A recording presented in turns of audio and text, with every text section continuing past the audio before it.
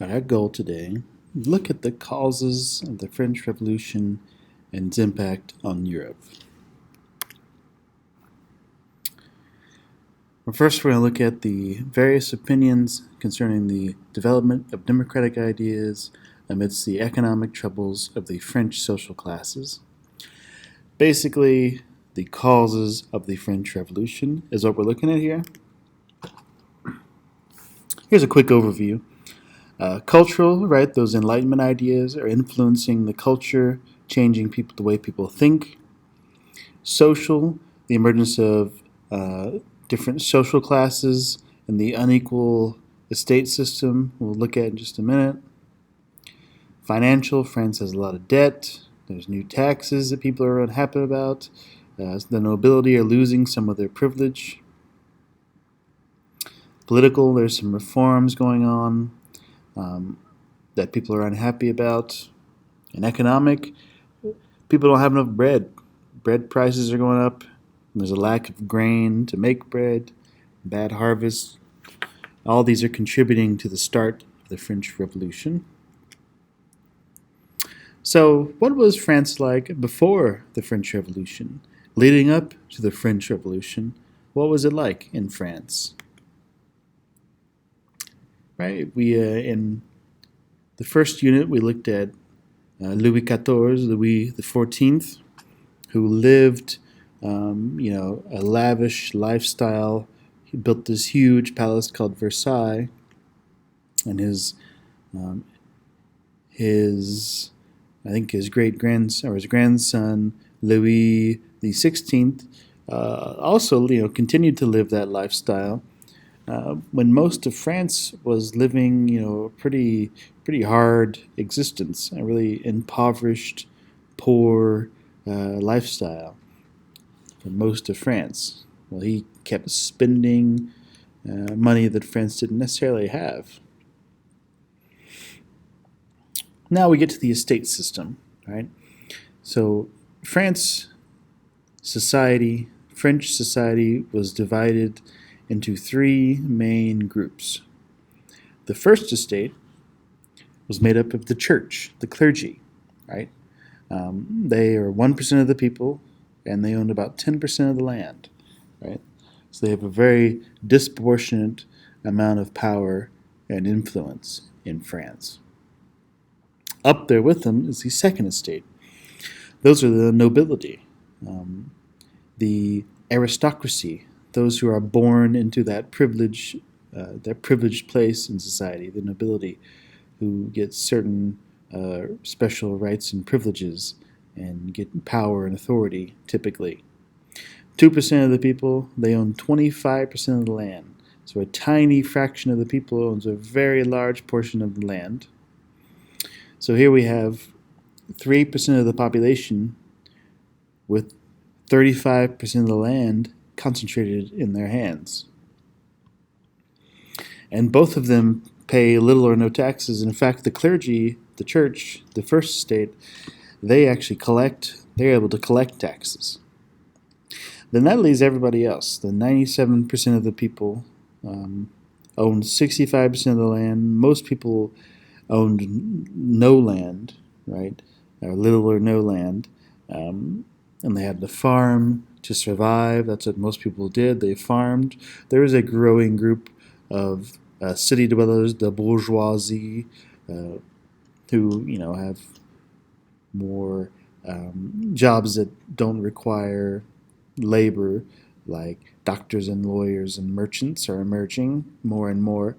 But still, the majority of people are farmers. That's the third estate. And this group, the third estate, pays most of the taxes in the country of France. They have the least amount of wealth. They pay the most taxes. And these cartoons, this is kind of the era of political cartoons when they're really becoming popular. These cartoons illustrate some of the problems in France. Here on the left, you can see there's two people on top of this poor fellow underneath the rock. They represent The first estate with the weird, pointy, silly hats, that's the church. And the second estate, this rich looking guy. And they are literally crushing the third estate, right? The taxes and the duties, mainly, or what is what that says right there. They are crushing the third estate. And over here, you can guess first and second on top, and the poor third estate doing all the work while they just ride, in for the ride and don't have to do anything, right? So these cartoons are just very sympathetic towards the third estate, showing how unfair French society is at the time. Now, in addition to that, France had been undertaking several wars throughout Europe and in their colonies in the Americas and other parts of the world. And they had been borrowing money to fund these wars, and they had amassed a huge amount of debt. The most expensive one was the American Revolution. France sent their powerful navy and some other support in the way of weapons and training to support the American colonists during the Revolution against England, because England was one of their old rivals, and they thought that America would be a useful trading partner after the war, which America basically decided just to keep trading with Britain, even though they just fought a war with them, and France didn't get the kind of trade deals they had hoped for. So there's lots of debt, growing and growing debt. At the same time, there are problems with the food supply, right? The most common food, the staple crop, was bread. If you didn't have bread, you probably weren't going to eat. So the king of France used to kind of guarantee and try to make sure there was always enough bread. They used to kind of have control over the bread supply in some ways. In 1774, the government kind of let go of that control and tried to make it a little more capitalist and allow private individuals to control the grain supply and leave it up to the free market. What happened was that some of those grain suppliers and some of those bakers figured out they could hoard the supply of bread in warehouses, and that would make the price go up.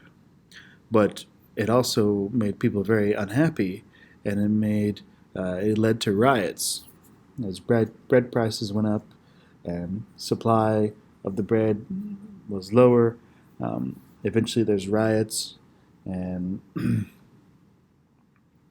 fights in the street and murders of some of those bread merchants, and they broke into their warehouses and all kinds of crazy stuff until it took about 25,000 French soldiers to stop the flour war, is what they call it. And there's also these growing democratic ideas, right? Like the Marquis de Lafayette, he is actually part of the Second Estate, but he sympathizes with the First Estate and is advocating for a more democratic France, right, with more representative government.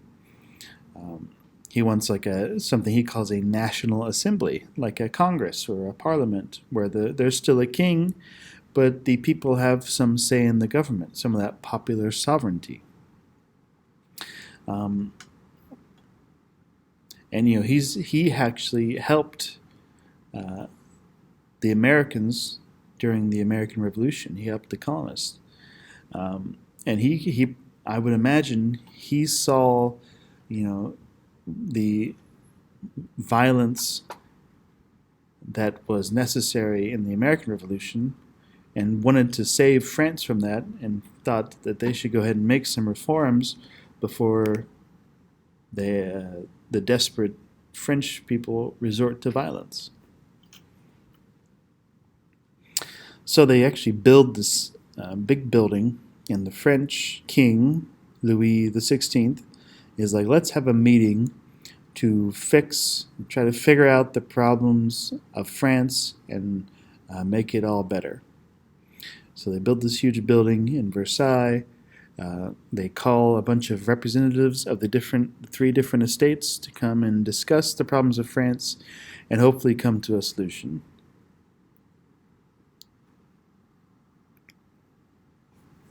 It's called the Estates General. They meet.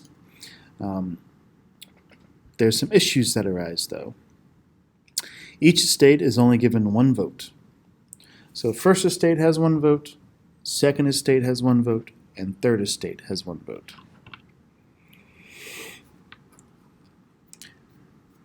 Now, you might foresee some problems here, right?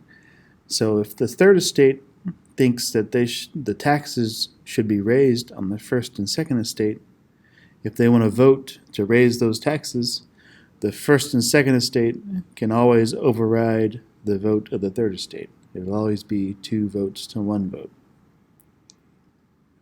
Now there's a debate. They're like, maybe we should just vote by head, right? There's 1,200 delegates, 600 from the third estate, 300 from second, 300 from first. If we just vote, everybody gets 1 vote, then they'd probably be able to get something done. A simple majority wins. But they refuse to do that. There's so much debate over that, they don't even talk about things like taxes and other problems. And people are getting very frustrated. Right? Several members of the third estate become so frustrated that they decide to leave and form their own group called the National Assembly, and they invite anybody who wants to join to come join.